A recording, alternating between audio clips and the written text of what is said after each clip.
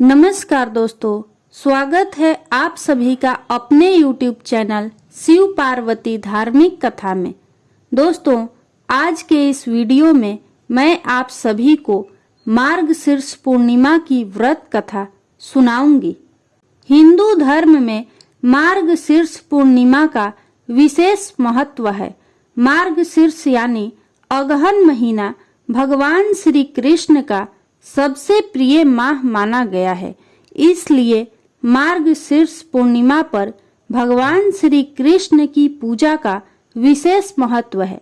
ऐसी मान्यता है कि यदि कोई व्यक्ति पूरे विश्वास और श्रद्धा से मार्गशीर्ष पूर्णिमा का व्रत करता है तो वह इसी जन्म में मोक्ष प्राप्त कर सकता है।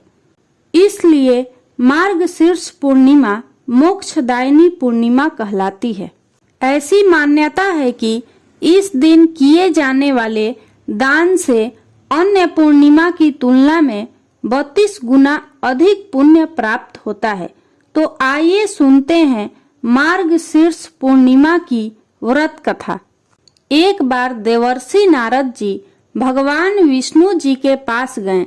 उस समय नारद जी बहुत दुखी थे, क्योंकि उनसे मनुष्यों का कष्ट नहीं देखा जा रहा था, जिस कारण वो स्वयं भी दुखी व अति भावुक हो गए। नारद जी को इस तरह दुखी अवस्था में देखकर भगवान विष्णु जी बोले, हे देवर्षि, क्या हुआ? आप बड़े दुखी हैं। अपने प्रभु की बात सुनकर देवर्षि बोले, हे प्रभु, आप कोई ऐसा उपाय बताइए जिससे मनुष्य जाति का कल्याण हो सके। नारद जी की बात सुनकर भगवान विष्णु बोले, हे नारद जी, यदि कोई मनुष्य इस सांसारिक मोह माया से मुक्त होना चाहता है तो उसे श्री सत्यनारायण की पूजा करनी चाहिए। अर्थात संसार में जो कोई व्यक्ति इस जीवन मरण के चक्र से मुक्त होना चाहता है तो उसे मार्गशीर्ष की पूर्णिमा का व्रत करना चाहिए।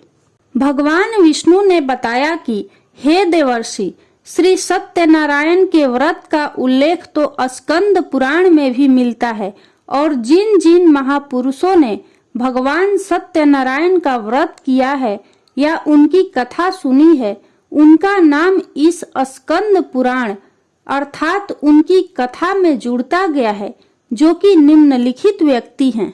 राजा उल्कामुख, राजा तुरंग ध्वज, गरीब लकड़हारा, निर्धन ब्राह्मण, साधु वैश्य, लीलावती, कलावती, धनवान व्यवसायी और गोपगण आदि हैं।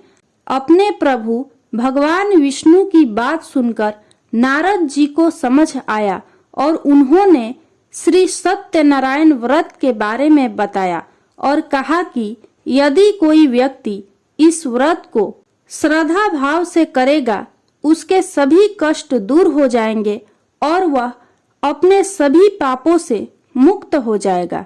यदि आपको यह कथा अच्छी लगी हो तो कमेंट बॉक्स में श्री विष्णु भगवान की जय जरूर लिखें। धन्यवाद।